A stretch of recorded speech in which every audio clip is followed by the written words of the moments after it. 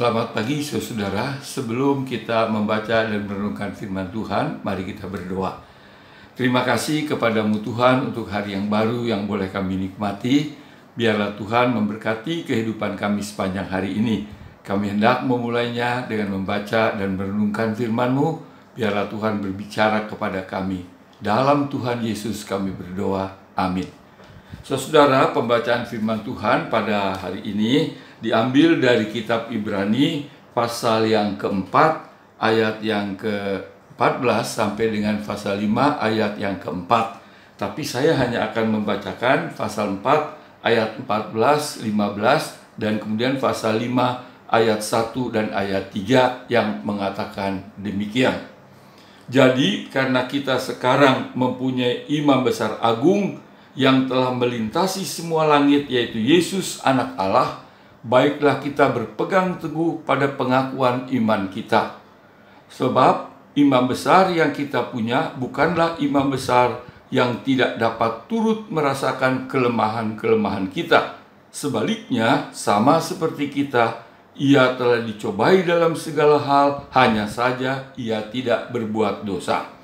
Pasal 5 ayat 1 dan ayat 3 mengatakan, sebab setiap imam besar yang dipilih dari antara manusia ditetapkan bagi manusia dalam hubungan mereka dengan Allah, supaya ia membawa persembahan dan kurban karena dosa, yang mengharuskannya untuk mempersembahkan kurban untuk menebus dosa-dosa, bukan saja bagi umat, tetapi juga bagi dirinya sendiri.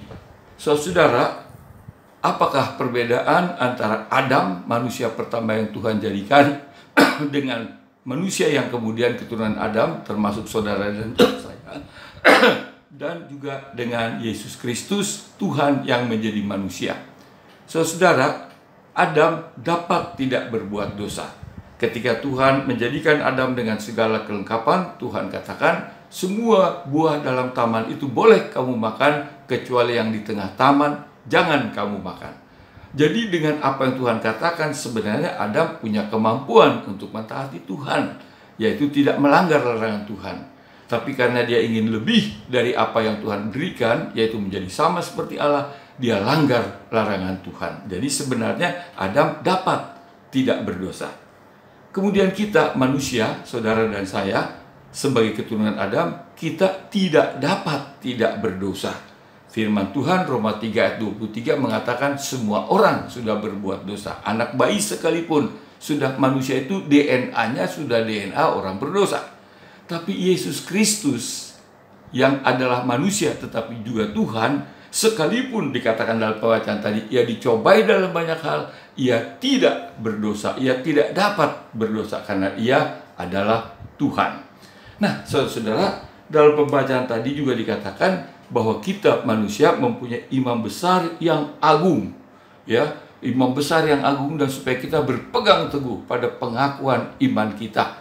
Pada masa lampau, di antara orang-orang Israel sebelum zaman Tuhan Yesus, ada 3 jabatan penting, yaitu raja, imam, dan nabi. Raja memimpin umat, nabi menjadi pengantara antara Allah dengan manusia, membawa firman Allah untuk manusia, dan imam pengantara antara manusia dengan Tuhan, membawa sesuatu permohonan, terlebih lagi permohonan pengampunan dosa kepada Tuhan. Sekalipun raja mempunyai kuasa yang besar, tapi raja tidak boleh melakukan pekerjaan imam. Masing-masing sudah ada tugasnya. Ketika Saul yang tidak sabar menunggu Samuel dalam mau berperang, dia membakar kurban bakaran, melakukan tugas imam, maka Tuhan murka terhadap dirinya. Nah, saudara, imam besar itu tadi dikatakan menjadi pengantara manusia dengan Tuhan, membawa doa-doa persembahan, terutama pengampunan dosa bagi manusia untuk Tuhan. Tetapi imam besar yang adalah imam dari segala imam, kepala imam, dia memang harus membawa kurban untuk pengampunan dosa, bukan saja pengampunan dosa untuk umat, tetapi juga untuk dirinya sendiri. Karena sekalipun dia imam besar, pengantara manusia dengan Tuhan, dia tetap manusia, dia tetap orang berdosa. Jadi pengampunan dosa yang dimohonkan baik untuk umat maupun juga untuk dirinya. Tetapi imam besar yang agung, yaitu Tuhan Yesus Kristus, yang menjadi imam besar bagi kita dikatakan, yang menjadi pengantara antara kita dengan Allah, yang mendoakan kita. Dia tidak berdosa dikatakan dalam pembacaan tadi. Oleh sebab itu dia tidak membawa pengampunan dosa untuk dirinya karena dia tidak berdosa. Nah, kita bersyukur kepada Tuhan. Firman Tuhan katakan tadi bahwa kita sekarang mempunyai imam besar agung yang telah melintasi semua langit, yaitu Yesus anak Allah. Baiklah kita berpegang teguh pada pengakuan iman kita. Jadi saudara-saudara, apapun pengalaman kita, betapa sulit sekalipun, betapa berat sekalipun pergumulan kita, ingatlah bahwa kita mempunyai imam besar yang selalu mendoakan kita, yang adalah Yesus Kristus, yang Tuhan kita, yang juru selamat kita, yang juga imam besar yang agung bagi kita, yang mendoakan kita. Karena itu dikatakan kita harus berpegang teguh pada pengakuan iman kita. Kita harus tetap percaya, berpegang teguh pada pengakuan iman kita kepada Yesus Kristus yang adalah Tuhan, yang adalah juru selamat, yang adalah imam besar yang agung, yang mendoakan kita di hadapan Bapa di surga. Biarlah kita camkan firman Tuhan ini, kita berpegang teguh pada pengakuan iman kita, kepercayaan kita bahwa Yesus sekali lagi adalah Tuhan, juru selamat, dan imam besar yang agung yang mendoakan saudara dan saya. Tuhan memberkati. Kita berdoa. Terima kasih kembali kepadamu Tuhan yang mengingatkan kami bahwa kami mempunyai imam besar yang agung, yang mendoakan kami, yang memperhatikan kami, bahkan yang menjadi juru selamat bagi kami, yaitu Tuhan Yesus Kristus. Biarlah kami selalu berpegang teguh dalam iman kepercayaan kami, sehingga kami tidak tergoyahkan untuk tetap setia dan taat kepada Tuhan.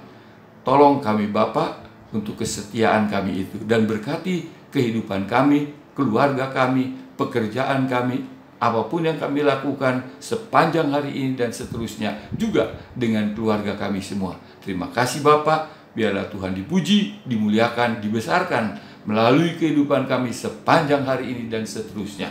Dalam Yesus Kristus Tuhan kami berdoa. Amin. Saudara, Tuhan memberkati. Amin.